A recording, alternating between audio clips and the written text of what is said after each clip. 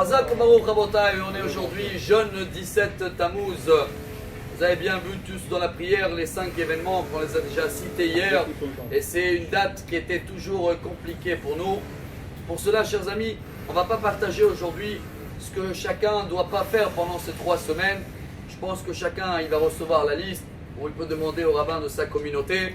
Et il y a des petites différences entre Ashkenaz et Farad, mais en grand, tout ce qui est diminuer la joie, il faut le faire. On ne va pas inaugurer des nouveaux vêtements, sauf en attendant Shabbat, ou des nouveaux fruits. La musique, il va falloir faire un effort de ne pas écouter jusqu'à après Tisha B'Av. Tous ces détails-là, chacun les connaît. On est là aujourd'hui pour partager quelque chose qu'il faut absolument le faire. Car on est dans une année où tout le monde, je crois que les meilleurs mots qu'on écoute partout, c'est Loyodea. Je sais pas. Ça veut dire quoi, je sais pas? C'est quand le mariage? Je sais pas. Combien d'invités? Où tu fais Shabbat? Est-ce que demain, il fera Loyadati Eshma? Alors, chers amis, on vient de lire, si vous avez remarqué, le Teilim, le psaume de jeudi, c'est le 81. On a lu Sefat Loyadati Eshma. J'ai écouté ça au nom de Rav Shmueli. Sefat, c'est les mêmes lettres de cette année. Taf Shin Pei. Cette année, Sefat Loyadati Eshma. La seule chose qu'on écoute, c'est je sais pas. Et Dieu il nous met dans une situation où personne ne peut faire des... On ne sait pas ce qui va se passer demain, les fêtes. Mais qu'est-ce qu'on peut faire pour s'associer avec Dieu et comprendre qu'il n'y a que lui? C'est qui connaît? Ehad, Miyodea, c'est lui. Nous, Loyodea. Mais qu'est-ce que Ani Yodea aujourd'hui? Qu'est-ce que je dois faire? Alors il dit le Hari Akadosh. Et je le demande de le partager ce message, mais d'abord de le faire. Il est 3 minutes.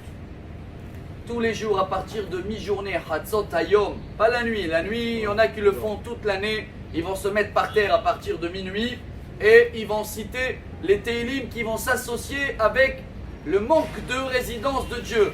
Mais le Harizal, Hari Akadosh, il demande et il marque comme ça. Raoul Echol Ba'anefesh. C'est bien à chacun qu'il a des âmes et des sentiments vis-à-vis de Dieu.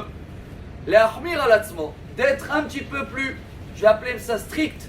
3 semaines, on a à partir d'aujourd'hui, de s'y mettre par terre 3 minutes, l'après-midi, entre midi, avant le coucher de soleil, et de lire 2 psaumes de Teilim et un verset de Echa. Les 2 psaumes de Teilim, vous les connaissez partout, vous prenez un sidor au début, c'est marqué Tikkun Chatzot, il y a 2 parties.